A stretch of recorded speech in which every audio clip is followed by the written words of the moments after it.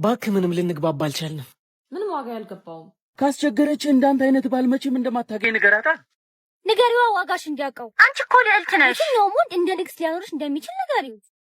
ይሄ የጓደኛ ምክር ገደል ይከታል። የእኔ ዋጋ የገባሽ አይመስለኝም። እኔ ብቻ ዋጋ እየከፈልኩ መሆኑን ነው የማውቀው።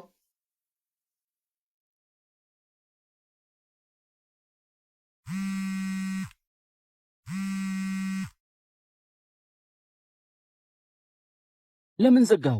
አሁን የምልህን ስማኝ።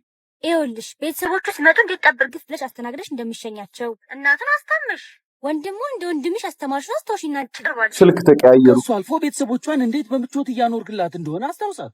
አንተ ሆነህ ነው እንጂ አሁን ያን 10 ቁርጥ የሚበላ ወንድሟን ማን ችሎ ይኖራል? በወጣ በገባው ቁጥር ተንከባክበሽው ነው፣ ስራውን አግዘሽው ነው።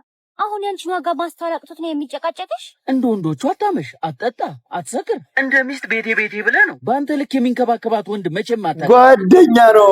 አጣዩ አይታል። እውነቷን እኮ ነው። እውነቱን እኮ ነው። የኔ ስልክ ነው ያዝከው? አንቺም የኔን ስልክ ነው ያዝሽው?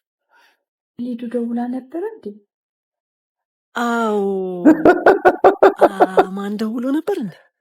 ብዙ ጊዜ አንዳችን ለሌላኛችን መልካም ሆነን ዋጋ እየከፈልን ሳለን ግን ያኛው ሰው የሚከፍልልንን ሳይሆን እኛ የምንከፍለው ብቻ ነው የምንመለከተው። አጠገባችን ያሉት ሰዎችም እኛ የምንከፍለውን ዋጋ ብቻ እየነገሩን ሌላኛው ሰው የሚከፍለውን ዋጋ ባዶ ያደርጉብናል። ምናልባት እንዳሁኑ ስልክ ተቃይሮ ካልነገሩን በቀር ማለት ነው።